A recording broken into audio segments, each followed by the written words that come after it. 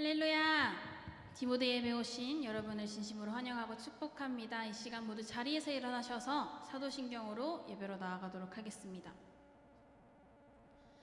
나는 전능하신 아버지 하나님, 천지의 창조주를 믿습니다.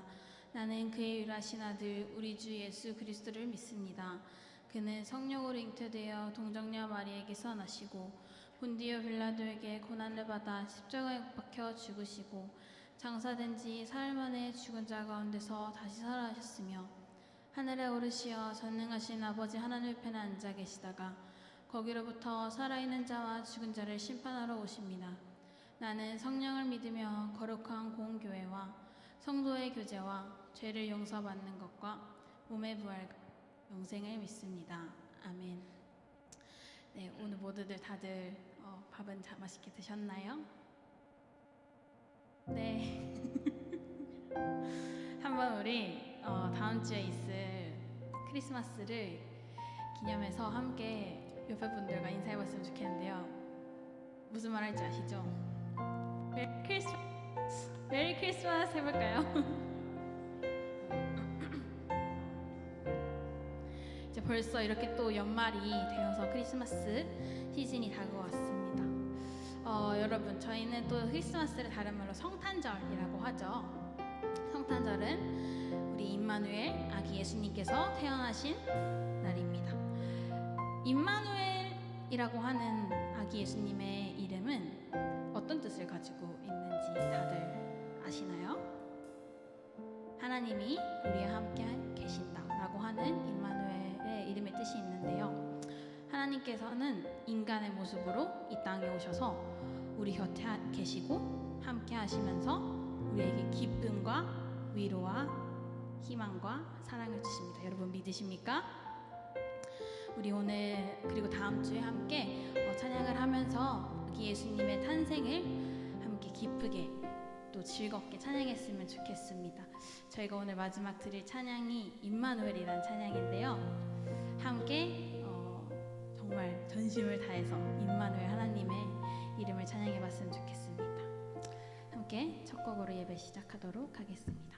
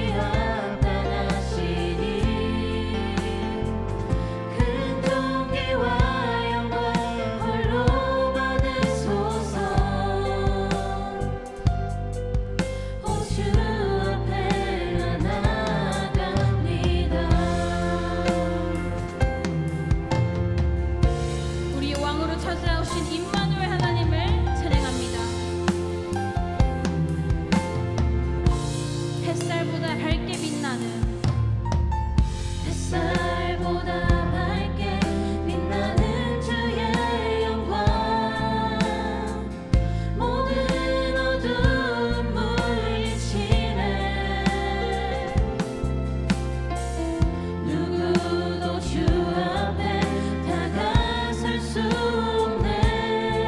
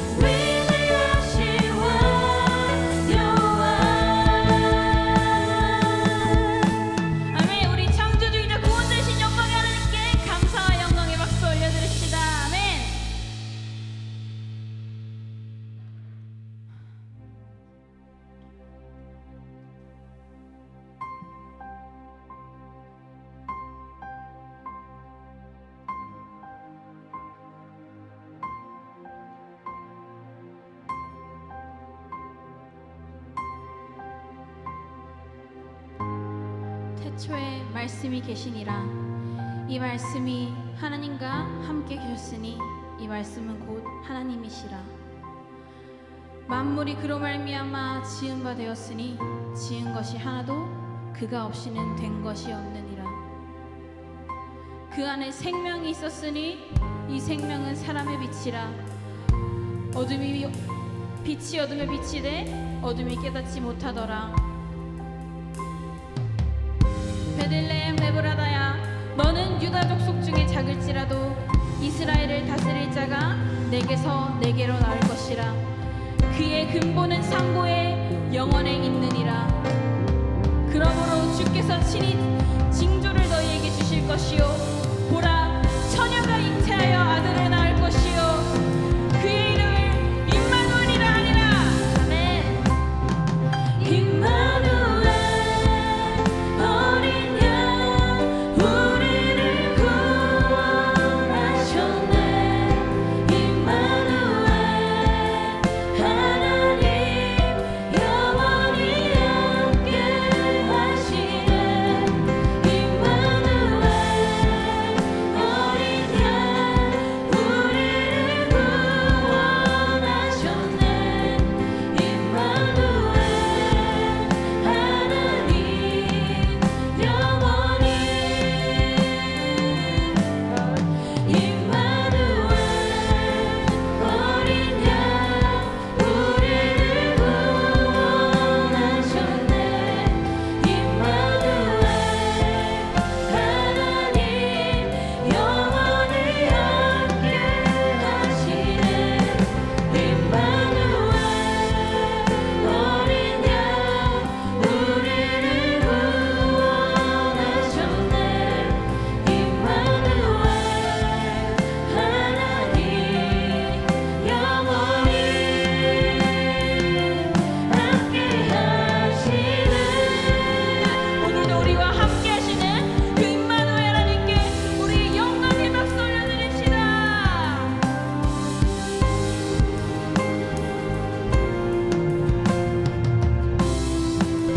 할렐루야, 할렐루야, 할렐루야. 소리 높여 찬양하라. 할렐루야, 할렐루야. 평강의 왕 그리스도. 할렐루야, 할렐루야. 소리 높여 찬양하라. 할렐루야, 할렐루야. 평강의 왕 그리스도. 임마누엘, 어린 양 우리를 구원하셨네. 임마누엘, 하나님 영원히 함께 하시네. 임마누엘, 어린 양 우리를 구원하셨네. 임마누엘, 하나님 영원히 함께 어린 양 우리를 구원하셨네. 임마누엘, 하나님 영원히 함께 하시네. 임마누엘, 어린 양 우리를 구원하셨네. 임마누엘, 하나님 영원히 함께 하시네. 하나님 영원히 함께 하시네. 하나님 영원히 함께 하시네.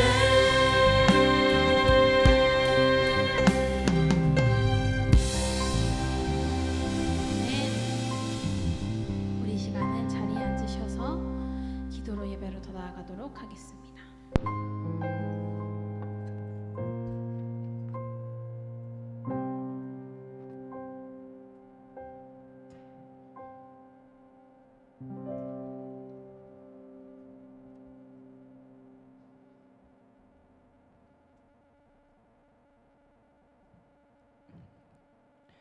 기도드리겠습니다. 우리의 주인이시며 만물의 주인이신 하나님, 저희 디모데 지체들 한 사람 한 사람 모두 각자의 위치에서 하나님께서 주신 소명과 말씀을 품고 일상 속에서 최선과 성실을 다할 수 있도록 이끌어 주심에 감사합니다. 그 시간들 가운데 우리가 마주하는 선택의 갈림길에서 주님의 뜻에 귀 기울이며 선택하고자 했으나 내가 해석하고 원하는 대로 선택하지 않았는지 회개합니다. 주님, 최근 우리 삶에 특히 더 많은 혼란과 고난들이 저희들을 시험하고 있습니다. 더 어렵고 더 두려운 선택의 갈림길들을 강요합니다. 주님, 이런 순간일수록 왕 없이 죄를 짓는 선택을 하지 않도록 왕들의 왕이신 주를 순종으로 따르며 진리의 말씀을 따르고 더욱이 주님께 영광 돌리는 삶을 살도록 저희를 긍휼로 살펴주세요. 한 해의 마무리를 내 선택이 옳았다라며 내 자신을 높이는 것이 아닌 이번 한 해도 저의 안전과 평안 그리고 행복을 지켜주시고 이끌어주신 주님 감사합니다라며 오로지 주님께 영광 돌리는 겸손의 감사기도를 받아주세요. 디모데에서 파송되어 지내고 있는 지체들을 기억해 주시옵고 우리 모두가 디모데 공동체의 형제 자매임을 잊지 않고 서로 겸손과 온유로 사랑을 주고받으며 성장하게 품어주세요. 오늘 주님의 말씀 전하시는 김인 목사님의 입술에 주님의 뜻과 진리가 온전히 전달되도록 더욱 목사님과 함께 해주세요. 새로 세워지는 리더십의 자리들 또한 주님의 뜻에 더 귀를 기울이고 구하는 자들이 되도록 함께 하여 주시고 그들 또한 주님께 더 가까운 자리로서 큰 은혜를 경험하게 해주세요. 리더십이 아닌 성도들 또한 이 교회 공동체가 모두 각자의 힘을 나누고 합심하여 세우는 곳이라는 책임감을 품고 함께하는 주님의 자녀 되게 해주세요. 이 모든 말씀과 기도를 우리를 위해 이 땅에 오신 주 예수 그리스도의 이름으로 기도드립니다. 아멘.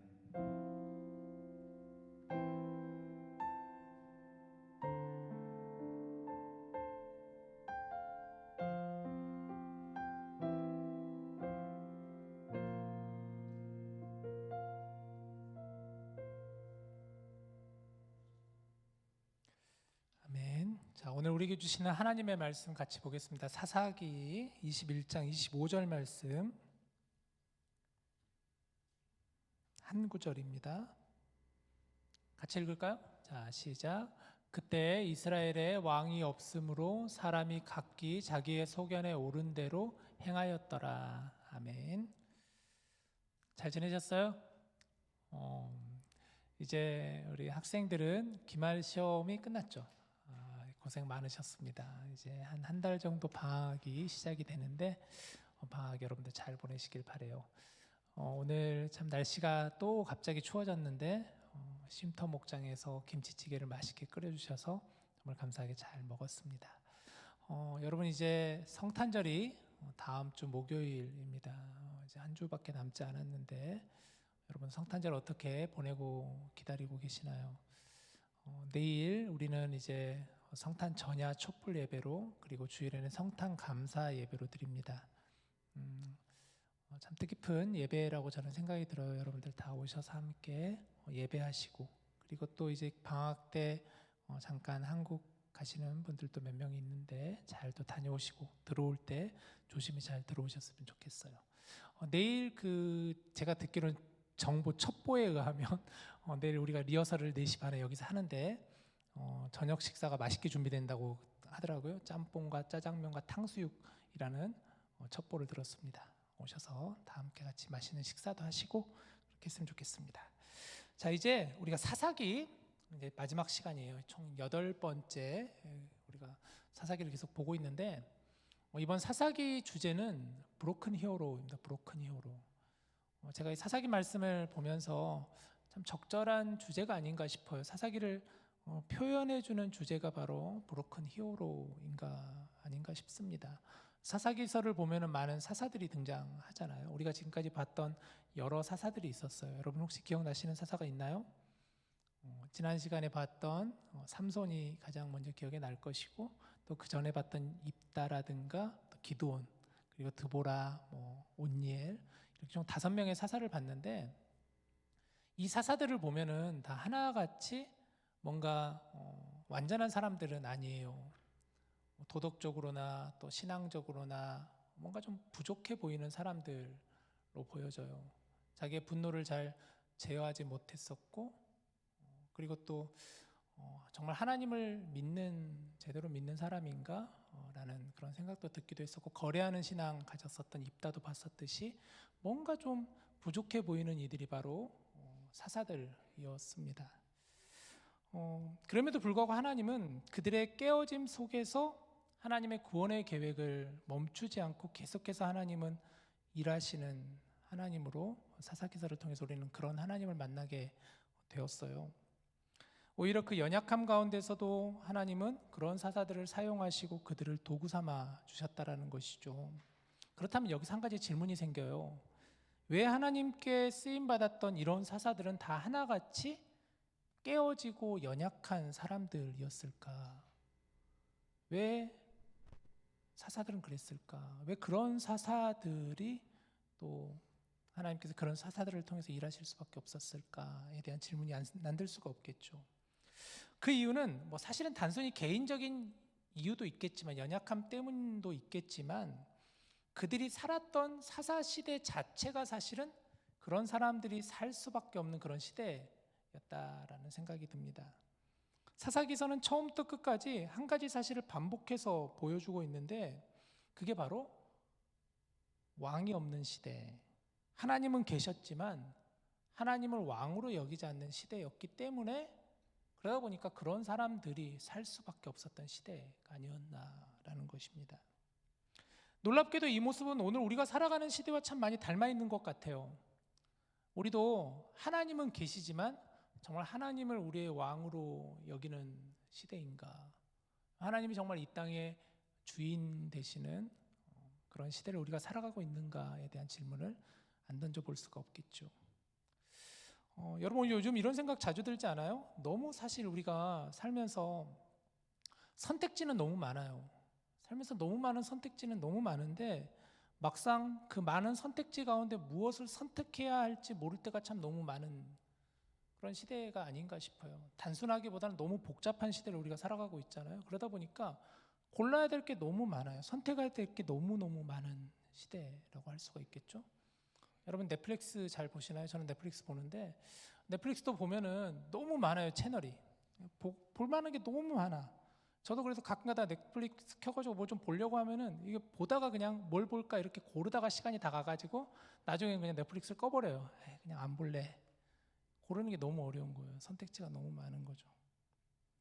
인간관계도 마찬가지겠죠. 우리는 SNS로 서로 연결되어 있다 보니까 아마 여러분들 안에서도 많은 인간관계가 연결이 되어 있잖아요. 각자 다들. 거리는 그렇게 문제가 되지 않지만 너무 많은 관계로 인해서 오히려 소중한 관계를 구별해내기가 참 어려운 것 같아요. 너무 많은 관계를 맺고 있다 보니까 정말 내가 함께 내 마음을 나눌 수 있는 그런 관계를 내가 구별해내는 참 힘든 것 같습니다. 정보는 넘쳐나지만 무엇이 옳은지, 어떤 선택을 기준으로 해야 될지가 참 헷갈리는 시대를 살아가고 있다는 것이죠. 결정은 많아졌지만 뭔가 그 결정을 해야 되는 기준이 애매모호한 그런 시대를 우리가 살고 있다는 것입니다.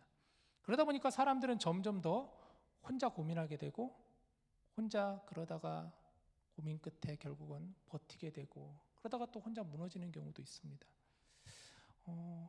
이 모습이 우리 시대나 사사 시대나 참 낯설지 않은데, 그래서 사사기 마지막 구절은 뭐라고 얘기하냐면, 오늘 우리가 읽은 말씀 다시 한번 보여주시면, 그때 이스라엘의 왕이 없으므로 사람이 각기 자기 소견에 옳은 대로 행하였더라 라고 하였어요.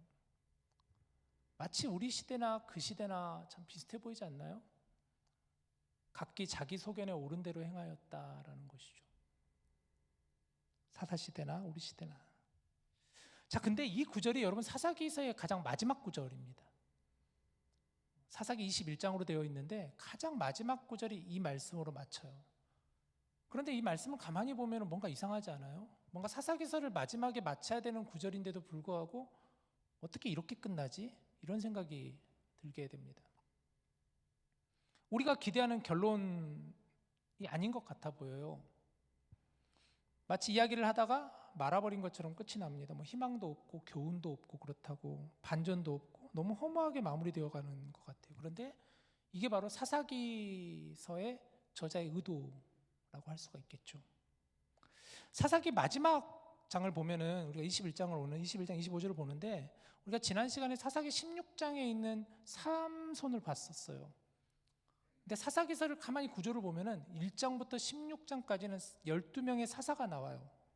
그 사사들이 어떻게 그들을 통해 하나님이 일하셨는가를 보여주고 있다면 사사기 17장부터 21장은 사사를 보여주기보다는 이제 이스라엘의 내부 문제를 가지고 성경은 그 내부적인 문제를 얘기해주고 있어요.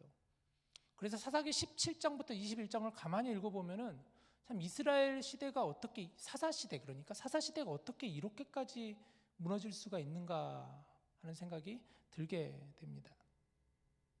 사사기 17장부터 18장은 보면은 미가와 단지파 이야기가 나오는데 이 미가라는 사람이 자신의 집에다가 우상을 모시는 신당을 세우게 되는 신전을 세우게 되는 거예요. 그리고 레위 사람을 데려다가 자기 개인 제사장으로 삼는 그런 모습을 보여주고 있어요. 이스라엘이 그러면 안 되는데 우상을 자기 집안에 모시게 되고 또 레위 사람은 하나님을 예배하는 제사장인데 그런 레위 사람을 오히려 불러다가 자기 개인 우상을 섬기는 제사장으로 삼아버리는 시대였다라는 것이죠. 사사기 19장은 레위인의 첩 이야기가 나오는데 사사기서에서 가장 충격적인 내용이 나와요. 레위인의 첩을 베냐민 지파 사람들이 단체로 몰려와 가지고 그 첩을 집단으로 강간을 해버려요. 도대체 인간이 어디까지 타락하고 무너질 수 있는지를 단적으로 보여주는 모습을 보여주게 됩니다. 밤새도록 여인을 능욕하고 결국 그녀는 죽게 됩니다. 그러자 레위 사람은 그 죽은 시체를 12토막을 내서 이스라엘 12지파에 다 보내버립니다. 그리고 나서 이제 사사기 20장, 21장을 가면은 이 사건을 계기로 이스라엘 지파들 간의 전쟁 사건이 나와요. 12지파 간에 서로 베냐민 지파와 나머지 11지파가 서로 함께 전쟁을 벌이는 내용이 나와요. 사실 이스라엘 안에서 싸우는 문제는 사실 크지 않았었는데 그 전까지는 이스라엘들이 같이 함께 힘을 모아서 가나안 이방 민족과 싸우는 모습이었다면 이제는 서로 내부적으로 서로 전쟁을 벌이게 되는 거예요. 그 일로 인하여 가지고 결국 베냐민 지파는 거의 전멸될 위기에 처하게 되고 하지만 이스라엘은 멸망 직전인 베냐민 지파를 재건하기 위해서 또 다른 악을 저지릅니다. 형제를 지키기 위한 정의라는 명분으로 또 다른 폭력을 자행하는 모습. 그러니까 사사기 17장에서 21장을 가만히 읽어보면은요, 야 어떻게 이스라엘이 이렇게까지 무너질 수가 있는가? 어떻게 이렇게까지 타락할 수가 있는가? 하는 내용을 계속해서 보여주고 있습니다. 이 모든 이야기를 종합하면 이렇게 정리할 수 있죠. 그래서 21장 25절 제일 마지막 구절에 그때 이스라엘의 왕이 없으므로 각기 자기 소견에 오른 대로 행하였다라는 것을 보여주고 있는 말씀이라는 거죠. 모두가 자기 소견에 오른 대로 행했다라는 거예요. 기준이 없었다라는 것이죠. 그렇다면 이 말의 뜻은 무엇일까? 이스라엘의 왕이 없으므로라고 성경은 이야기하고 있어요. 이스라엘의 왕이 없으므로 각기 자기 소견에 오른 대로 행하였다라고 말하고 있는데 그렇다면 이 말의 뜻은 뭘까요? 왕이 없으므로 정말로 왕이 있었더라면 더 나았을까요? 그런 말씀일까요? 이스라엘은 실제로 그렇게 생각했어요. 우리 시대에는 왕이 없기 때문에 우리가 지금 이렇게 무너져 가고 있구나. 그래서 그들은 왕을 달라고, 왕을 세워달라고 계속해서 주장을 하게 됩니다. 우리에게 왕을 주십시오. 우리에게도 왕이 필요합니다. 라고 주장을 해요. 그리고 이스라엘에 드디어 첫 번째 왕이 세워지게 되는데 그 왕의 이름이 사울 왕이에요. 우리가 잘 아는 사울 왕이죠. 사울 왕, 그들을 이어서 다윗이 왕을 이어가게 되고 그리고 그들을 이어서 솔로몬이 왕을 이어가게 됩니다. 그러나 솔로몬 왕 이후에는 이스라엘이 두 갈래로 서로 나눠지게 돼요. 남유다와 북이스라엘로 서로 갈라지게 되어버렸어요. 왕이 생겼지만 왕이 있는다고 더 나아진 것은 아니었다는 거예요. 이스라엘의 우상 숭배는 여전히 사라지지 않았고 여전히 그들 간에는 폭력이 있었고 불의가 있었습니다. 그래서 질문할 수밖에 없는 거예요. 왕이 있는 게 정말 더 나았을까 그러면? 정말 왕이 없어서 문제였을까? 여기서 중요한 관점 하나를 놓치면 안 되는데 성경은 이스라엘의 왕들을 평가할 때 성경을 어떻게 평가하냐면요. 우리가 생각하는 기준으로 평가하지 않아요. 성경은 이렇게 말하지 않아요. 이렇게 말하지 않습니다. 왕이 다스렸을 때 그가 나라를 부유하게 만들었다. 왕이 있어서 그가 외교를 참 잘했다. 왕이 있어서 그가 백성들을 평안하고 안정되게 했었다. 부강하게 만들었다. 성경은 그렇게 왕을 절대 평가를 하지 않는다라는 거예요. 성경은 뭐라고 어떤 평가를 하냐면 성경은 철저하게 이 왕이 하나님 보시기에 정직하게 행하였느냐, 하나님 보시기에 정직하게 행하지 아니하였느냐를 가지고 왕을 평가를 해요. 그 시대를 평가를 해요. 하나님은. 이게 전부예요. 문제는 누가 진정한 왕이었느냐라는 거죠. 왕이 있느냐 없느냐가 문제가 아니라 누가 진짜 왕이었느냐를 묻는다는 거죠. 더 정확히 말하면 누가 진정한 기준이 되느냐라는 거예요. 그래서 왕이 없었기 때문이라는 이 표현은 단순한 변명이 아니라 해결책도 아니고 오늘 본문 사사기 21장 25절은 이렇게 말하는 것과 같아요. 왕이 없어서 문제가 아니라 하나님을 왕으로 인정하지 않았기 때문에 문제였다라는 거죠. 다시요. 왕이 없어서 문제가 아니라 정말 그들이 왕을 하나님으로 여기지 않았기 때문에 문제였다라는 것을 성경은 말씀해 주고 있는 거예요. 이스라엘은 하나님이 왕이신 공동체였습니다. 그러나 그들은 삶의 자리에서 각자 자기 소견에 오른 대로, 자기 생각대로, 자기 기준대로, 자기 감정대로 모든 것을 그들은 판단하고 결정하였습니다. 그리고 그 끝이 바로 사사기예요. 여러분, 이 말씀은 단지 옛 이스라엘 이야기가 아니겠죠. 오늘 우리에게도 같은 질문을 던져야 되지 않을까요? 우리는 어떤가? 우리는 과연 하나님을 왕으로 여기고 있는가? 하나님이 왕이 되는 시대를 우리는 살아가고 있는가? 우리의 기준은 과연 하나님을 기준으로 우리가 삼고 있는가? 내 삶의 기준, 내 삶의 주인을 과연 하나님으로 모시고 있는가? 이 질문을 우리가 던져야 되겠죠. 이 사사기서를 보면서 말이에요. 그렇다면 오늘 이 말씀을 우리 시대에도 한번 비춰보고 싶습니다. 구체적으로 우리 시대의 문제는 뭘까? 지금 이 시대의 문제는 뭘까요? 앞서 말씀드렸던 것처럼 오늘날 우리 시대에는 잘못된 왕을 모셨기 때문에 무너지는 문제가 너무나 많겠죠. 두 가지만 저는 간단하게 정리해봤는데 자막을 보여주시면 첫 번째는 자유는 강조되지만 책임은 사라진 시대라는 생각이 들어요. 우리 시대의 가장 큰 문제 중에 하나는 자유는 강조되지만 책임은 사라진 시대가 아닌가라는 생각이 듭니다. 자유는 굉장히 중요하게 여겨요. 하지만 그 기준이 없다라는 거죠. 이런 말을 참 중요하게 여깁니다. 내가 느끼는 게 중요해. 내가 느끼는 감정이 중요해. 내 마음이 시키는 대로 해야 돼. 그래서 계속해서 이것을 주장하잖아요. 자유를 주장하죠. 내가 중요해. 너에게 있는 자유가 너무 소중해. 겉으로 보면 굉장히 멋있어 보이는 말처럼 보여집니다. 자기를 소중히 여기라는 말처럼 느껴지잖아요. 하지만 자유에도 분명한 기준이 있어야 되겠죠. 그리고 자유를 말할 때는 언제나 함께 따라와야 되는 게 바로 책임인데 자유는 강조하지만 책임은 사라져버린 시대를 살고 있다는 것입니다. 자유는 강하게 주장하지만 그 자유가 가져오는 결과에 대해서는 책임지려 하지 않는 시대라고도 할 수가 있겠죠. 나는 중요하다고 말하면서도 정작 상대방에 대한 배려는 잘 보이지 않는 시대라고 할 수가 있겠죠.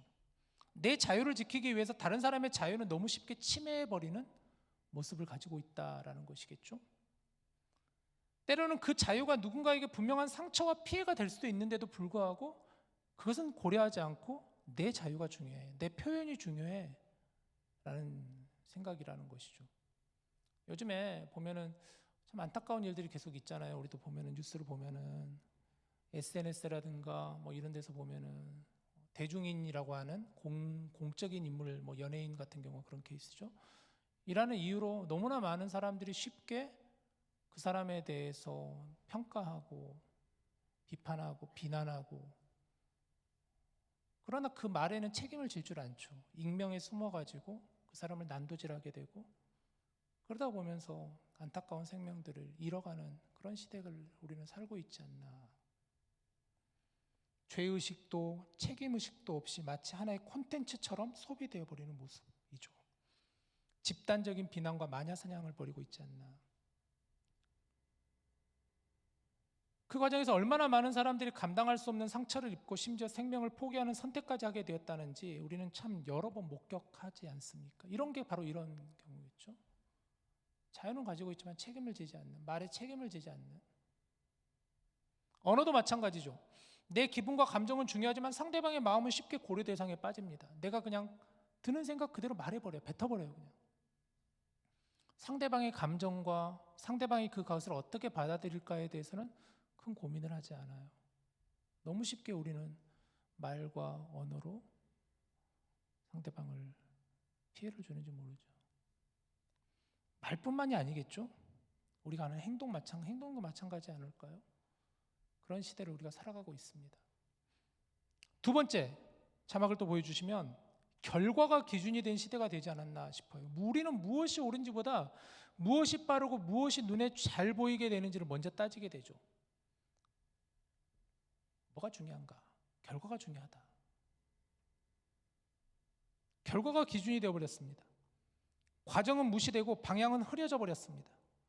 어디로 가는지는 중요하지 않고 얼마나 빨리 가느냐, 얼마나 많이 얻었는지가 중요해져 버렸어요. 그러다 보니까 그 과정 속에서 우리는 주변을 둘러보지를 못하는 거죠. 연약한 이웃들을 살펴보고 뒤처진 이가 있다면 같이 걸어가지고 기다려주고 그래야 되는데도 불구하고 결과를 중요시하는 시대를 살기 때문에 효율성만 중요하게 생각하고 계속해서 앞만 보고 달리는 모습을 가지고 있지 않나라는 것이죠. 결과만 중요하게 되면 사람은 결국 자기중심적이 됩니다. 자기중심적인 시대. 그 전에도 한번 나눴었죠. sin에 대해서 sin, sin이 죄잖아요. 죄. sin 보면은 그 sin 그러면 정말 이게 너무 맞는 것 같아요. 그 i가 I 센터니스잖아요. 내가 중심이다. 그게 죄라는 거잖아요. 결국은 내 중심, 내가 중심이다. 내가 세상의 중심이다. 그런 모습이죠. 하나님은 우리를 이 땅에 홀로 성공하라고 보내지 않으셨는데 이웃과 함께 살아가고 연약한 자를 돌아보고 하나님의 마음을 드러내라고 하나님 우리를 이 땅에 보내셨는데 우리는 그런 시대를 살지 못하고 있죠. 교회는 과연 자유할까요? 교회 안에서는 이런 모습이 과연 자유할까요?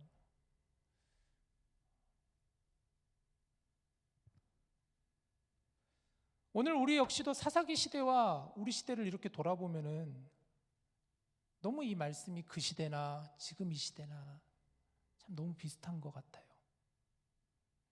왕이 없어서가 아니라 누구를 왕으로 모시느냐에 있다라는 것이죠. 그런데 여러분, 그런 이 시대 가운데도 우리 예수님은 이 땅에 오셨다라는 거예요. 예수님은 단순한 지도자가 아니십니다. 이 어두운 세상을 밝히는 참 빛으로 예수님이 이 땅에 오셨다는 것이에요. 우리가 사는 세상은 여전히 혼돈과 혼란, 자기중심과 갈등으로 가득한 그런 시대지만 그런 세상 속에서 예수님은 우리의 삶을 밝히는 빛으로 오셨다라는 거예요.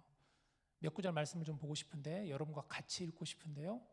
같이 한번 읽어봅시다. 요한복음 1장 9절 말씀 우리 한 목소리로 읽어볼까요? 시작. 참빛 곧 세상에 와서 각 사람에게 비추는 빛이 있었나니 라고 그랬습니다. 사도 요한은 어두운 세상 가운데 예수님의 빛으로 오셨다라고 그랬어요. 그 빛은 어떤 빛인가? 참 빛이라고 그랬어요. 그 빛은 세상에 와서 각 사람에게 그 빛을 비춘다라고 말씀하였어요. 예수님께서 어두운 이 땅에 빛으로 오셨습니다. 예수님은 우리의 삶의 기준과 길을 밝혀주시고 혼돈과 어둠 속에서 우리가 방향을 잃지 않도록 예수님은 그 빛으로 우리를 인도해 주시고 안내해 주시는 분이시다는 것입니다. 우리가 흔들릴 때, 우리가 선택하기 어려울 때, 내 기준과 욕망에 흔들릴 때마다 예수님은 우리를 향해서 그 빛이 되어 주시면서 이 빛을 향해 나아오라 말씀하시는 하셨죠. 내가 곧 길이요 진리요 생명이다라고 하였습니다. 여러분, 예수님은 왕 중의 왕이시죠. 킹 오브 킹입니다. 예수님은. 미가 5장 2절 말씀을 같이 한번 읽어볼까요? 시작. 베들레헴 에브라다야, 너는 유다 족속 중에 작을지라도 이스라엘을 다스릴 자가 내게서 내게로 나올 것이라. 그의 근본은 상고에 영원에 있느니라. 이스라엘을 다스릴 자, 궁극적으로 온 땅을 통치하실 왕으로 예수님께서 이 땅에 오셨습니다. 미가 선지자는 이스라엘 향해서 이렇게 선포해요. 그의 근본은 상고에 영원에 있느니라 라고 하였어요. 상고라는 말은 무슨 말이냐면 역사 이전 태초에 계신 분이시다라는 거예요. 예수님은 태초부터 계셨고 영원까지 계시는 분이시다라는 거죠. 알파와 오메가, 처음과 마지막 그 예수님께서 이 땅에 오셨다라는 것을 예언하는 미가 선지자의 말씀에 우리가 귀를 기울여야 됩니다. 또 한 말씀 더 읽죠. 좀 긴 말씀인데 빌립보서 2장 6절에서 11절 같이 읽읍시다. 시작. 그는 근본 하나님의 본체시나 하나님과 동등됨을 취할 것으로 여기지 아니하시고 오히려 자기를 비워 종의 형체를 가지사 사람들과 같이 되셨고 사람의 모양으로 나타나사 자기를 낮추시고 죽기까지 복종하셨으니 곧 십자가의 죽으심이라. 이러므로 하나님이 그를 지극히 높여 모든 이름 위에 뛰어난 이름을 주사 하늘에 있는 자들과 땅에 있는 자들과 땅 아래에 있는 자들로 모든 무릎을 예수의 이름에 꿇게 하시고 모든 입으로 예수 그리스도를 주라 시인하여 하나님 아버지께 영광을 돌리게 하셨느니라. 아멘.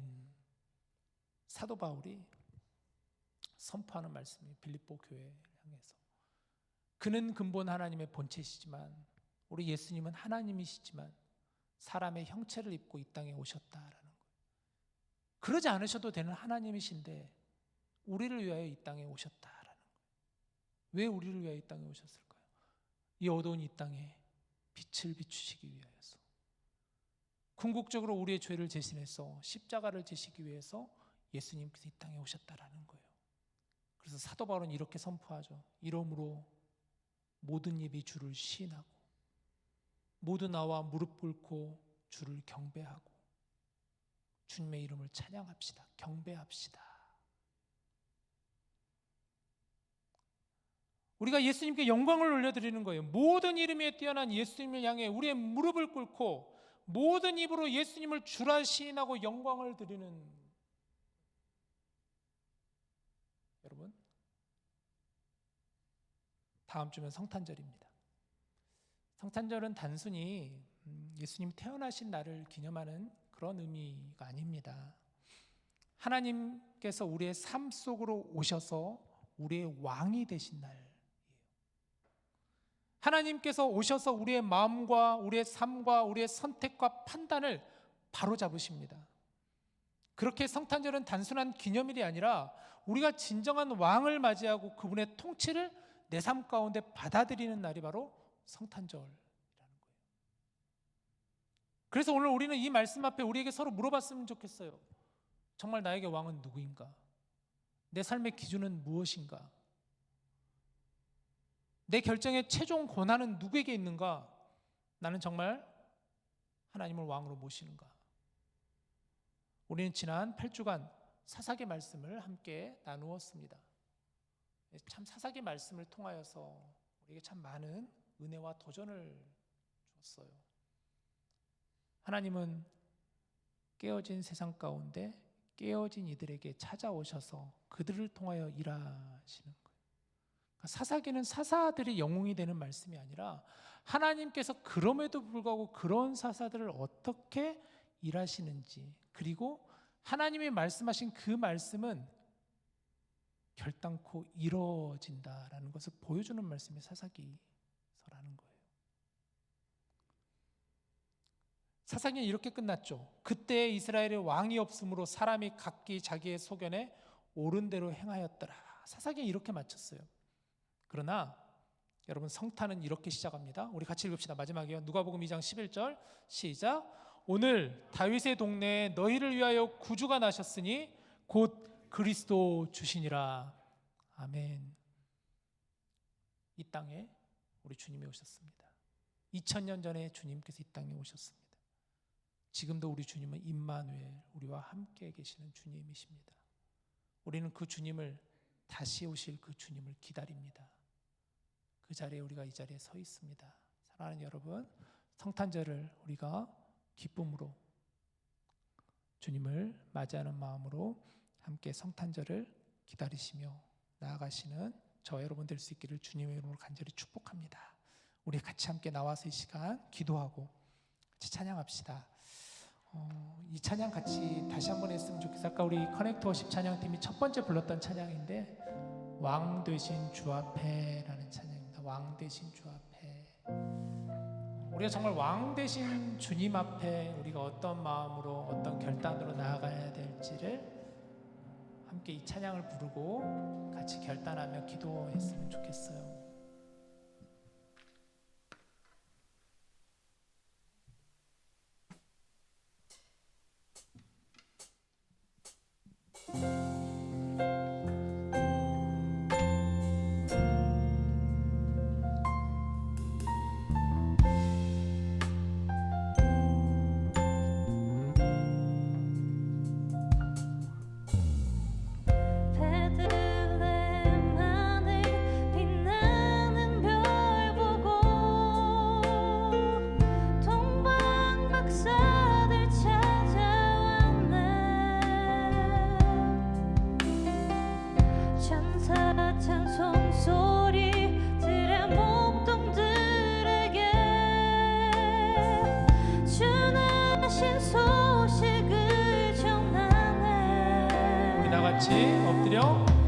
엎드려 절하세 겸손하신 평화의 왕 예수께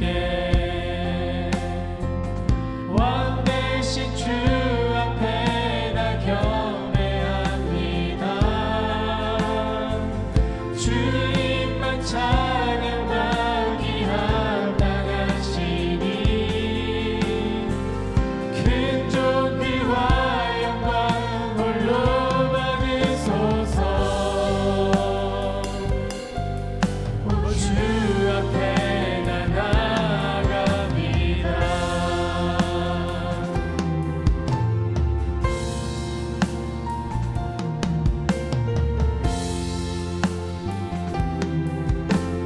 우리 다 같이 햇살보다 밝게 빛나는 주의 영광 모든 어둠 물리치네. 누구도 주 앞에 다가설 수 없네. 주의 거룩한 보좌 앞에 오직 주의 보혈 주의 긍휼을 의지하여 나아가리. 왕 되신 주 앞에 나 경배합니다. 주님만 찬양받기 합당하시니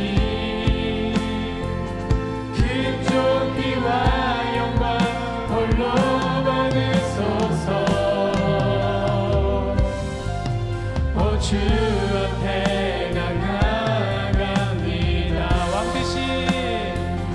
왕 대신 주 앞에 나 경배합니다. 주님만 찬양받기 합당하시니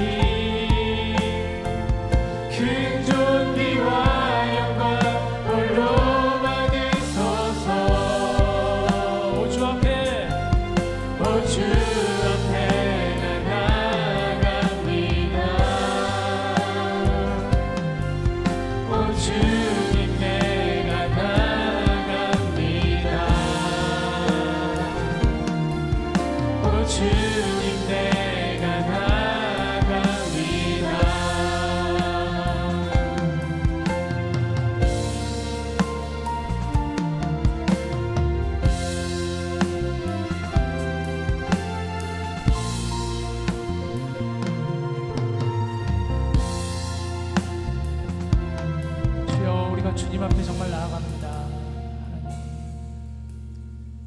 시간 같이 함께 눈을 감고 오늘 주신 이 말씀을 우리가 함께 마음에 새기며 기도합시다. 여러분, 우리가 사사기서 말씀을 8주간에 걸쳐서 봤습니다. 깨어진 세상 가운데 여전히 하나님은 일하십니다. 하나님은 늘 계시는데 우리가 그 하나님을 바라보지 못했기에, 진정 왕으로 우리가 하나님을 여기지 않았기에 왕이 없는 시대에 우리가 살고 있지 않나 싶습니다. 3000년 전에 사사기 시대나 어쩜 이 시대나 너무나 비슷하지 않나요? 그때 이스라엘의 왕이 없으므로 각기 자기 소견에 오른 대로 행하였다. 각기 자기 소견에 오른 대로 우리가 행하지 않습니까? 이 시간 우리가 함께 기도할 때 이 땅에 왕으로 오신 우리 주님을 찬양합니다. 하나님, 이 땅이 정말 진정한 왕을 깨닫는 땅이 되게 하여 주시옵소서. 나 자신에게도 하나님 동일하게 오늘 주시는 이 말씀이 내 마음에 새겨지게 하여 주시옵소서. 내 삶에 왕 되신 주님을 찬양하게 하여 주시옵소서. 이 가사처럼 나 주님 앞에 나아갑니다. 나 주님 앞에 경배합니다. 모든 입이 모든 무릎을 꿇고 주 앞에 시나며 왕께 만세하였던 것처럼 이 시간 우리 함께 기도할 때 왕이신 주님 영광을 받으시옵소서, 높임을 받으시옵소서, 내 삶의 주인이 되어 주시옵소서. 우리 같이 함께 기도하겠습니다. 사랑이 많으신 하나님, 감사합니다. 정말 이 땅 가운데, 이 어두운 땅 가운데, 왕이 없는 시대를 살아가는 이 시대 가운데 오늘 이 시간 우리에게 주시는 이 말씀이 우리의 빛이 되게 하시고 등불이 되게 하여 주시옵소서. 성탄절을 앞에 두고 있습니다. 늘 우리가 이 성탄절을 드리지만 하나님, 오늘도 이 말씀 앞에 우리가 온전하게 서게 하여 주시옵소서. 어둠을 밝게 빛으로 오신 우리 주님을 예배하고 찬양하는 저희들 되게 하여 주시옵소서. 모든 어둠은 떠나가게 하여 주시옵소서. 우리 주님의 그 빛으로, 빛 대신 주님께서 이 땅 가운데 거하실 때마다 그 빛이 선포되게 하여 주시고, 우리에게도 빛이라 하신 그 주님의 말씀을 따라 일어나 빛을 비칠 수 있는 저희들 되게 하여 주시옵소서. 우리가 이 성탄의 기간을 보내며 대림절 기간을 보내며 정말 주님 앞에 온전하게 무릎 꿇고 나아갈 수 있도록 주님 인도하여 주시옵소서. 왕 되신 주님 앞에 서게 하여 주시옵소서. 왕 되신 주님 앞에 나아가게 하여 주시옵소서. 주님 내 안에 거하여 주시고 내 삶의 주인이 되어 주시옵소서. 주님 이 땅 가운데 주인 되어 주시옵소서. 이 땅에 살아가는 모든 이들이 주님 앞에 나오게 하여 주시고 주 앞에 엎드리게 하여 주셔서 무너져가는 이 땅 가운데 하나님 주님을 의지하며 나갈 수 있는 저희들이 될 수 있도록 인도하여 주시옵소서. 우리 사랑하는 디모데 지체들이 함께 모여 그 주님을 예배하게 하여 주시옵소서. 그 주님을 선포하게 하여 주시옵소서. 그 주님의 이름을 높이게 하여 주시옵소서. 우리가 모인 이 자리 가운데 우리 주님이 역사하여 주실 줄 믿습니다. 하나님 함께 하여 주시옵소서. 주님 우리 삶의 주인이 되어 주시옵소서. 주님 인도하여 주시옵소서.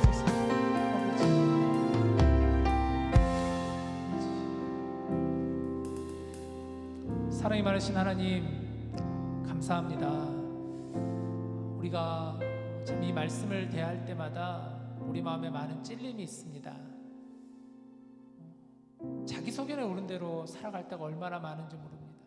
내 감정과 내 기분과 내 생각이 옳다고 때로는 그것으로 인하여서 다른 사람을 짓밟기도 하고 무너뜨리기도 하고 그 마음에 상처를 주기도 하고 이 땅을 돌아보지 못하는 그러한 저희들의 모습 속에 우리가 결과를 중요시하며 가정을 생략한 채 주위를 둘러보지 못한 채 살아갈 때가 얼마나 많은지 모릅니다. 왕으로 오신 우리 주님, 우리가 주님을 닮아가게 하여 주시고 주님이 걸으신 그 길을 따라갈 수 있는 참된 예수 그리스도의 제자가 될 수 있도록 우리를 이 성탄절 준비하는 기간 가운데 불러주시고 붙잡아 주시옵소서. 이 모든 말씀 우리를 구원하시고 우리의 왕 되신 우리 주 예수 그리스도의 이름으로 기도드립니다. 아멘. 다 함께 일어나셔서 우리 같이 함께 봉헌하겠습니다.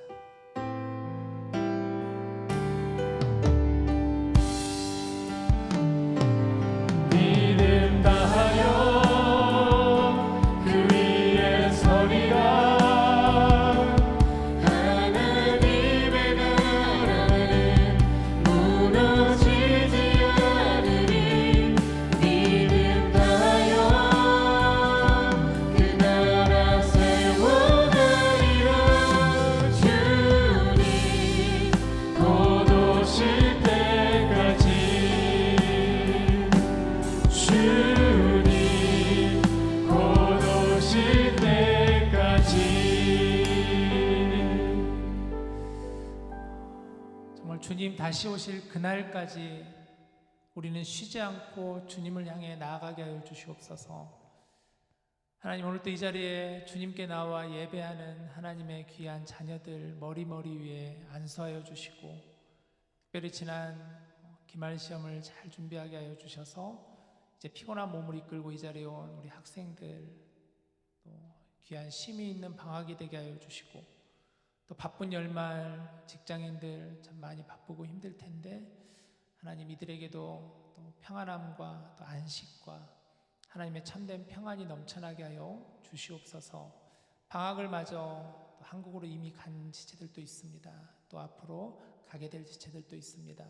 짧은 기간이지만 안전하게 오고 가게 하여 주시고, 또 이곳에 남아있는 이들도 외롭지 않게 또 서로가 서로에게 기대이 되고 축복이 될 수 있는 그런 우리 공동체로서 이 귀한 연말을 잘 보내게 인도하여 주시옵소서.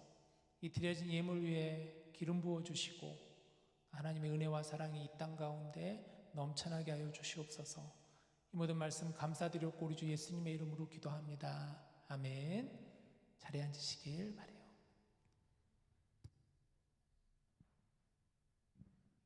네, 안녕하세요. 10월 34 디모데 강고 시작하겠습니다. 네, 오늘 식사를 준비해주신 신수 목사님께 다시 한번 감사드립니다. 그리고 이번 주간에는 사역도 잘 마쳤습니다. 준비해주신 임원단분들께 너무 감사드립니다. 그리고 다음 주로 가을학기 목장을 종강합니다. 봄학기 목장과 새롭게 세워지는 목자단을 위해 기도 부탁드리겠습니다. 그리고 오늘 예배 후 목장 성경 공부가 있습니다. 오늘 헌금은 선교헌금으로 드립니다. 디모데에서는 두 분의 선교사님을 후원하고 있는데요. 매월 셋째 주 저희는 선교헌금으로 드리고 있습니다. 그리고 내일 12월 20일 7시에 성탄 전야 촛불 예배가 있습니다. 저희 디모데는 플래시몹을 하는데요. 오늘 예배 후 전체 연습이 있습니다. 그래서 그리고 오늘 예배 후 연습이 있고 내일 또한 전체 리허설이 4시 반에 있는데요. 전체 리허설 라이드는 내일 아침 10시까지 신청해 주시면 됩니다. 그리고 성탄 감사 예배가 12월 21일 주일 2부 예배 시간에 있습니다. 이날은 1, 2부 EM 통합 예배로 드립니다. 그리고 12월 31일 KPCM 송구영신 예배가 11시에 있습니다. 12월 및 25년도 모든 청구서는 다음 주 금요일 26일까지 청구해 주시면 됩니다. 12월 주요 일정입니다. 참고해 주세요. 자, 우리 함께 같이 동그라미 만들겠습니다.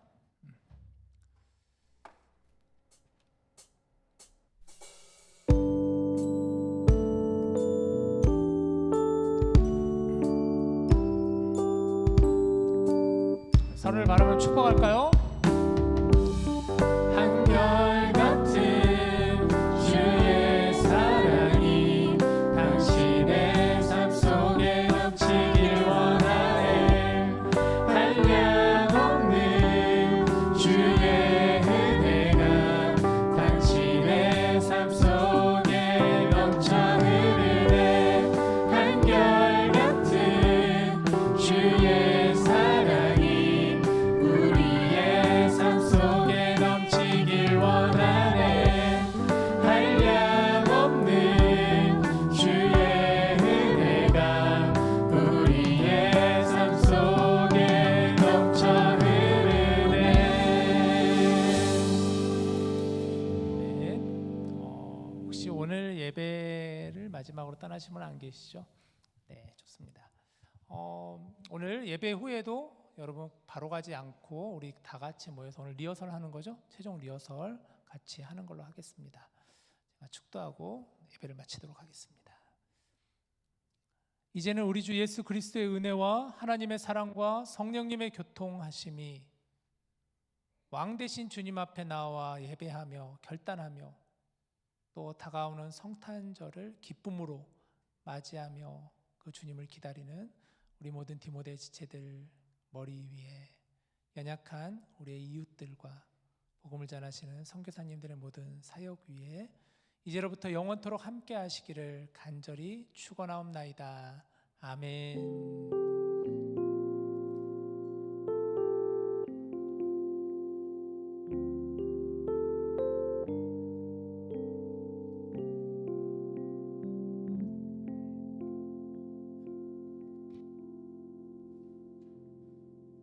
네, 오늘도 모두 나가지 마시고 일단 자리에 잠깐 착석해 주시길 바랍니다.